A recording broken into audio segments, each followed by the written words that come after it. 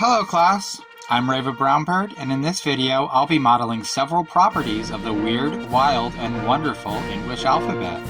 First, let's look at vowels.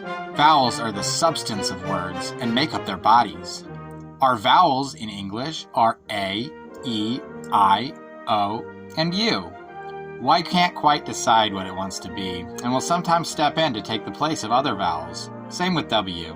English is indeed quite weird and wild. E is the most common letter in all of English, and usually sounds like as in met and red. But E is the bossiest of all the vowels, and sometimes will show up silently in a word and make a vowel go by a different pronunciation, usually how it's pronounced alone. When E is the vowel, silent E will usually pair next to itself as a digraph, turning met into meat or red into reed.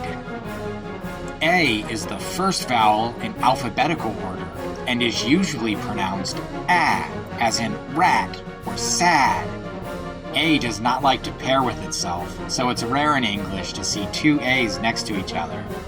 When silent E shows up for an A word, it usually changes the pronunciation to A, turning rat into rate, for example.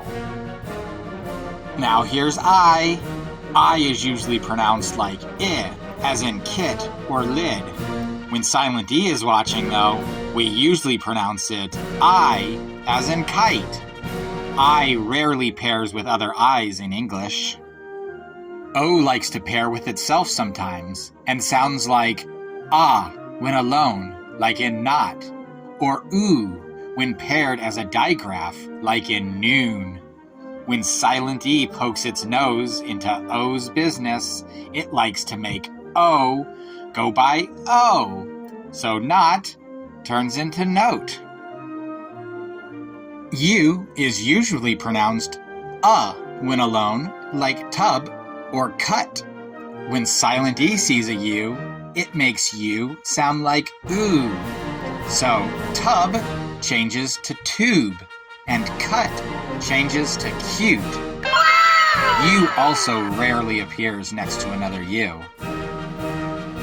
When different vowels appear next to each other, they sometimes like to team up and create new compound sounds, which we call vowel diphthongs.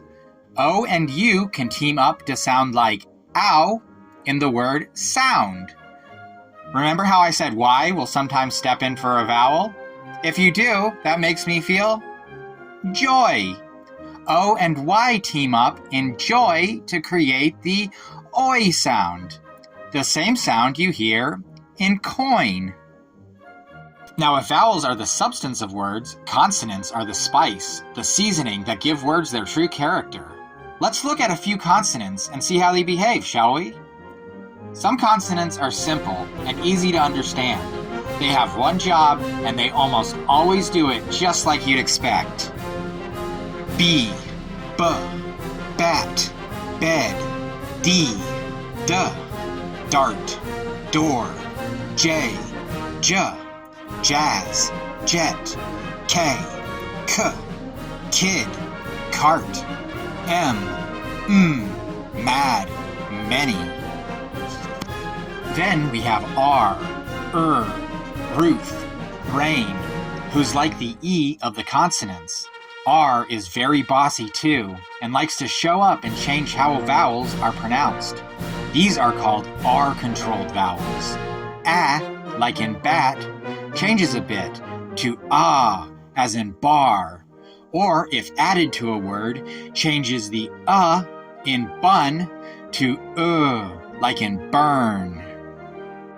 Some consonants often team up and like to appear with others. H, hut, hair, likes to team up with other consonants to create digraphs and make new unique sounds. T, tan, toad, combines with H to make the, which silent E showcases nicely by creating the word the. The appears often in words such as think, And math. S, sun, sail, also combines with H to make sh. Wash shells from the shore. Shazam! Shh! Keep your voice down. Oops. Well, it looks like I got a bit too excited talking about the alphabet. I'd better go. Hope you've learned a little something today, and I hope to see you again soon.